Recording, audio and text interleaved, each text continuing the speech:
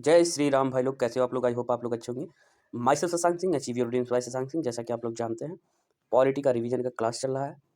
बहुत अच्छे से मैं पढ़ा रहा हूँ। चैनल पे अगर नए हैं तो चैनल को लाइक से सब्सक्राइब जरूर करिएगा, बढ़िया से पढ़िएगा। एग्जाम बहुत नज़दीक है, मैं रिवीजन डेली कराता रहूँगा। मेरा भी रिवीजन हो रहा है इसी से, मेरे नोट्स हैं, इससे नोट्स बनाते रहिएगा, ठीक है। तो थैंक यू सो मच, आप लोग इतना प्यार दे रहे हैं और चैनल बने रहिएगा। लेसन 2 आज हमारा है ब्रिटिश ताज के शासनाधीन पारित अधिनियम। हेडिंग डाल लेंगे, जिसमें मैं पहला पॉइंट पढ़ाने जा रहा हूँ, भारत शासन अधिनियम 1858, ठीक है। भारत शासन अधिनियम 1858, इसके द्वारा पहला पॉइंट है, इसके द्वारा भारत का शासन ब्रिटिश के ताज के अधीन कर दिया गया। तो भारत का शासन किसके ताज के अधीन कर दिया गया? ब्रिटिश ताज के अधीन कर दिया गया। दूसरा नंबर पॉइंट हमारा, गवर्नर जनरल को भारत का वायसराय भी कहा जाने लगा। गवर्नर जनरल को क्या कहा जाने लगा? भारत का वायसराय। किस अधिनियम के द्वारा? 1858 के अधिनियम के द्वारा, ठीक। जो ब्रिटिश ताज का प्रत्यक्ष प्रतिनिधि बन गया। भाई गवर्नर जनरल तो प्रत्यक्ष प्रतिनिधि भी होगा, जाहिर सी बात है। थर्ड पॉइंट है, कौन पहला वायसराय बना? तो लॉर्ड कैनिंग, भारत का प्रथम लॉर्ड कैनिंग। यहाँ पे देखो घेरा गया है, तो लॉर्ड कैनिंग क्या है? भारत का प्रथम वायसराय बना, ठीक है। अब एक पॉइंट इसमें और है, एक पॉइंट और है इसी में। इस अधिनियम द्वारा भारत के राज सचिव पद का सृजन किया गया। तो इस अधिनियम द्वारा, किस अधिनियम द्वारा भारत के राज पद का राज सचिव पद का सृजन किया गया? तो है 1858, ठीक है। ये हो गया, जिसमें भारतीय प्रशासन पर संपूर्ण नियंत्रण शक्ति निहित थी, ठीक। ये हो गया। नेक्स्ट है, उसकी सहायता के लिए 15 सदस्यीय परिषद के गठन का प्रावधान किया गया। इसकी सहायता के लिए 15 सदस्यीय परिषद के गठन का प्रावधान किया गया। एक पॉइंट ये हो गया। तो आप लोग का ये खत्म हो गया, भारत शासन अधिनियम 1858 कंप्लीट हो गया। तो इसको आप एक नोट्स बना लीजिएगा, स्क्रीनशॉट ले लीजिएगा बढ़िया से। एक नोट्स बना बनाया पका पकाया खाना दे रहा हूँ, खा लो, बढ़िया निकल जाओगे, ठीक है। एक है ये, आप डालेंगे हेडिंग भारत परिषद अधिनियम 1861। भारत परिषद अधिनियम 1861 क्या कह रहा है? पहला पॉइंट इसका है, इसके द्वारा कानून बनाने की प्रक्रिया में भारतीय प्रतिनिधियों को शामिल करने की शुरुआत की गई। जब किस अधिनियम के द्वारा ये पूछ सकता है कि कानून बनाने की प्रक्रिया में भारतीय प्रतिनिधियों को शामिल करने का किया गया? तो भारत परिषद अधिनियम 1861 के द्वारा, हमेशा याद रखिएगा। पहला पॉइंट ये हो गया। दूसरा पॉइंट है, इस अधिनियम द्वारा मद्रास एवं बम्बई की प्रेसिडेंसियों को पुनः विधायी शक्तियां देकर विकेंद्रीकरण की प्रक्रिया की शुरुआत की गई। तो इस अधिनियम द्वारा, कौन से अधिनियम द्वारा? भारत परिषद अधिनियम 1861 के द्वारा क्या किया गया? मद्रास एवं बम्बई, ये है मद्रास एवं बम्बई की प्रेसिडेंसियों को पुनः विधायी शक्तियां देकर विकेंद्रीकरण की प्रक्रिया की शुरुआत की गई, ठीक है। हो गया, यहाँ तक हो गया। मद्रास एवं मुंबई की प्रेसिडेंसी को पुनः विधायी शक्ति देकर विकेंद्रीकरण की प्रक्रिया की शुरुआत की गई, ये हो गया। एक थर्ड पॉइंट है, इसने वायसराय को आपातकाल में अध्यादेश जारी करने के लिए, अध्यादेश जारी करने का एक अनुमति प्रदान किया, अधिकृत किया, या जो भी कह सकते हैं आपने। तो किस परिषद के अधिनियम? 1861 का भारतीय परिषद अधिनियम है, जिसने क्या किया? वायसराय को आपातकाल में अध्यादेश जारी करने का स्वीकृति प्रदान किया, जो अधिकतम 6 माह की, यहाँ पे देखो 6 माह की अवधि के लिए प्रभावी हो सकता था। तो ये कंप्लीट हो गया। अब आ गया भारत परिषद अधिनियम 1892, इसके बारे में जानते हैं। पहला पॉइंट हमारा आपके सामने ये रहा, इसके माध्यम से केंद्रीय और प्रांतीय विधान परिषदों में अतिरिक्त सदस्यों की संख्या बढ़ा दी गई। तो किस अधिनियम द्वारा केंद्रीय प्रांतीय विधान परिषदों में अतिरिक्त सदस्यों के? तो भारत परिषद अधिनियम 1892 के द्वारा बढ़ाई गई।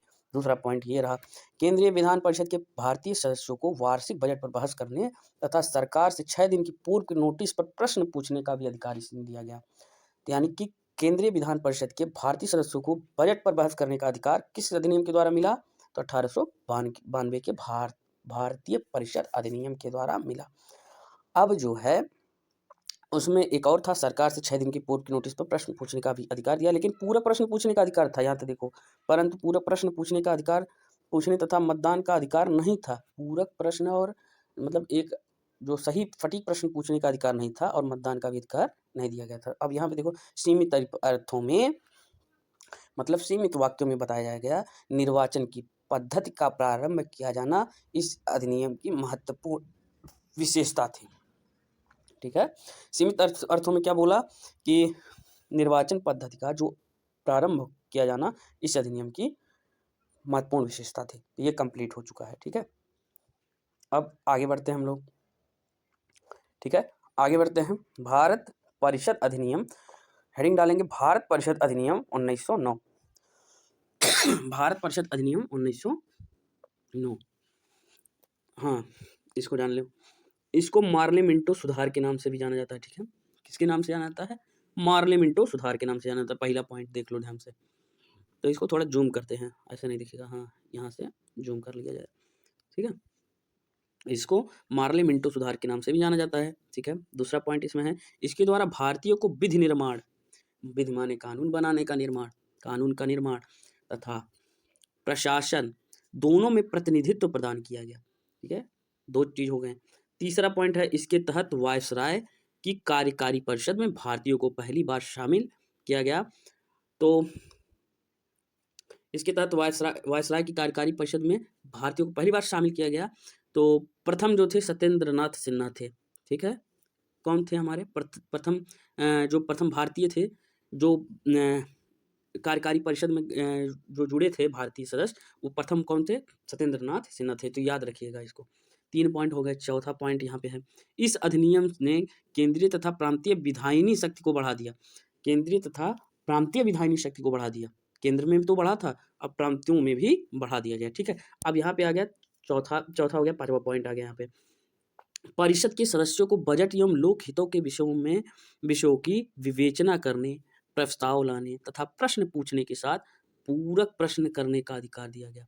तो ये देखिए 19 यहाँ पीछे कौन सा पढ़ाया गया था, ये कौन सा अधिनियम था, हाँ रुको, ये 1892 में पूरक प्रश्न नहीं पूछ सकते थे, लेकिन यहाँ पे देखो, ये परिषद के सदस्यों को बजट पर लोक हित के विषयों पर विवेचना करने, प्रस्ताव लाने, प्रश्न पूछने के साथ पूरक प्रश्न करने का भी अधिकार दे दिया गया इसमें।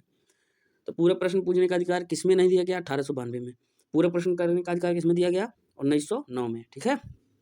अब देखो, इसके पृथक निर्वाचन के आधार पर मुस्लिमों के लिए सांप्रदायिक प्रतिनिधित्व का प्रावधान भी किया गया। तो सांप्रदायिक प्रतिनिधित्व का प्रावधान मुस्लिमों के लिए किस अधिनियम के द्वारा किया गया? 1909 में, जिसमें मार्ले मिंटो सुधार के नाम से भी जाना जाता है। ये हो गया पूरा कंप्लीट आपका, ठीक। अब नेक्स्ट हम बढ़ेंगे, हेडिंग डालेंगे भारत शासन अधिनियम 1919। अब पहला पॉइंट इसका है, इसे जो है मॉन्टेग्यू, मपरा मात्रा मा ऊपर चांद बनाना है, मॉन्टेग्यू चेम्सफोर्ड सुधार के नाम से भी जाना जाता है। तो ये पहला पॉइंट हमारा कंप्लीट हो गया। किस अधिनियम को जाना जाता है मॉन्टेग्यू चेम्सफोर्ड सुधार के नाम से? 1919 के अधिनियम। अब यहाँ पे देखें, इस अधिनियम के द्वारा पहली बार प्रत्यक्ष चुनाव प्रणाली अपनाई गई। तो किसमें प्रत्यक्ष चुनाव प्रणाली अपनाई गई? किस अधिनियम में? 1919, भारत शासन अधिनियम 1919। अभी तक परिषद चल रहा था, अब शासन अधिनियम चलेगा, ठीक है। अब यहाँ पे देखो, सांप्रदायिक आधार पर निर्वाचन प्रणाली का विस्तार करते हुए सिखों, भारतीय ईसाइयों, आंग्ल भारतीयों, ये मोस्ट इंपॉर्टेंट है यहाँ तक ये जो चल रहा है, आंग्ल भारतीयों तथा यूरोपियों के लिए भी लागू कर दिया गया। तो जो निर्वाचन प्रणाली का विस्तार करते हुए किसको? सिखों, भारतीय ईसाइयों, आंग्ल भारतीयों तथा यूरोपियों के लिए भी लागू कर दिया गया था, ठीक है। तो ये मोस्ट इंपॉर्टेंट है, ये हो गया यहाँ तक। अब इसका एक और पॉइंट देखो, इस अधिनियम द्वारा पहली बार केंद्र में द्विसदनीय व्यवस्था स्थापित की गई। केंद्र में पहली बार द्विसदनीय व्यवस्था स्थापित की गई किस अधिनियम के द्वारा? ये पूछ सकता है, भारत शासन अधिनियम 1919, हमेशा याद रखना, ठीक है।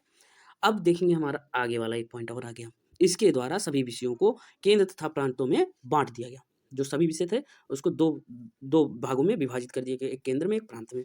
अब एक और पॉइंट इसी में है, यहाँ पे द्विसदनीय केंद्रीय विधानमंडल समस्त ब्रिटिश भारत के लिए कानून बना सकती थी। जो द्विसदनीय व्यवस्था बनाई गई थी, वो केंद्रीय विधानमंडल जो थी, वो समस्त ब्रिटिश भारत के लिए कानून बना सकती थी, ठीक है। तो ये हो गया यहाँ तक कंप्लीट। अब नेक्स्ट पॉइंट देखेंगे, इसके तहत प्रांतों में द्वैध शासन प्रणाली लागू की गई। तो प्रांतों में कहाँ पहली बार प्रांतों में द्वैध शासन की व्यवस्था किस अधिनियम के द्वारा? 1919 अधिनियम के द्वारा आई थी। अब याद रखना है इसको। अब यहाँ पे आ गया प्रांतीय विषयों को दो भागों में विभाजित कर दिए गए, एक आरक्षित, एक हस्तांतरित विषयों में बांट दिया गया। प्रांतीय विषयों को दो बराबर भागों में बांटा गया, एक आरक्षित था पहला, दूसरा कौन सा था? हस्तांतरित, ठीक है। नेक्स्ट पॉइंट है, इसमें पहली बार उत्तरदायी शासन शब्द का प्रयोग किया गया। इसमें जो है पहली बार उत्तरदायी शासन शब्द का प्रयोग किस में अधिनियम के द्वारा किया गया? भारत शासन अधिनियम 1919 के द्वारा किया गया, ठीक है। अब जो है यहाँ पे एक और पॉइंट देखेंगे, इसके अंतर्गत एक आयोग का गठन किया जाना था। इसके अंतर्गत एक आयोग का गठन किया, जिसका कार्य 10 वर्ष बाद, इसके अंतर्गत एक आयोग का गठन किया जाना था, जिसका कार्य 10 वर्ष बाद इस अधिनियम की समीक्षा करने के बाद अपनी रिपोर्ट प्रस्तुत करना था। तो यहाँ तक मोस्ट इंपॉर्टेंट था, मैंने करा दिया है, आप लोग रिवाइज कर लीजिएगा, ठीक है। तो अब आगे बढ़ते हैं। ये मोस्ट इंपॉर्टेंट है क्योंकि जो हमारा संविधान बना हुआ है, तो सबसे ज़्यादा जो जहाँ से आधे से ज़्यादा जो लिया गया है शासन व्यवस्था या कुछ भी हो गया, न्यायपालिका की व्यवस्था या फिर न्यायालय की व्यवस्था, तो सबसे ज़्यादा भाग लिया गया 1935 के अधिनियम से। तो ये मोस्ट इम्पोर्टेंट है ये वाला टॉपिक। हेडिंग डालेंगे भारत शासन अधिनियम 1935। 1935 ठीक है, most most most most most important है, ये ध्यान लो, हर एग्जाम में पूछा जाता है। तो यहाँ पे देखो, इसके द्वारा सर्वप्रथम भारत में संघात्मक सरकार की स्थापना की गई। ठीक है, कि कौन सी सरकार की? भारत में संघात्मक सरकार की स्थापना की गई।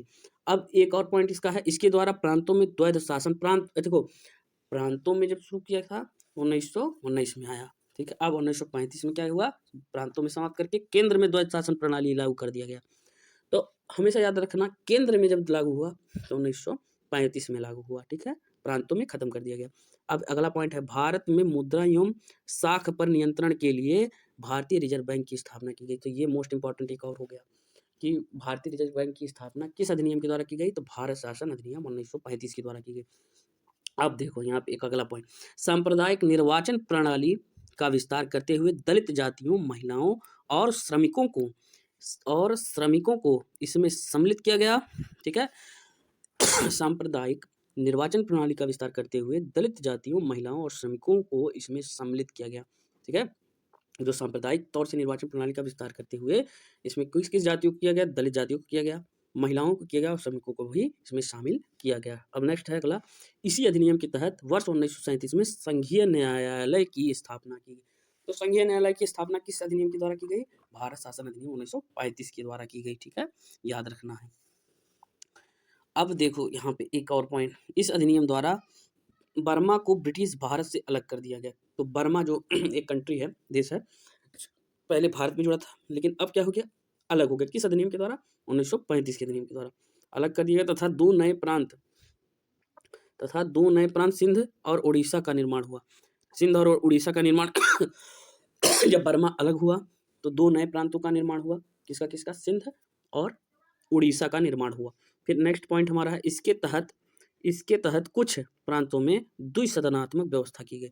इसके तहत कुछ प्रांतों में क्या किया गया? द्विसदनात्मक व्यवस्था कर दी गई। तो ये हो गया मोस्ट इंपॉर्टेंट। ठीक है, अब यहाँ पे आ गया भारत स्वतंत्रता अधिनियम 1947। हेडिंग डालेंगे भारतीय स्वतंत्रता अधिनियम 1947। ठीक है, अब यहाँ पे ये लास्ट है, आप लोग देख लेंगे। 15 अगस्त 1947 को, पहला पॉइंट इसका है, 15 अगस्त 1947 को भारत को स्वतंत्र एवं संप्रभु राष्ट्र घोषित किया गया। ठीक है, स्वतंत्र एवं संप्रभु राष्ट्र घोषित किया गया। तो पहला पॉइंट हो गया।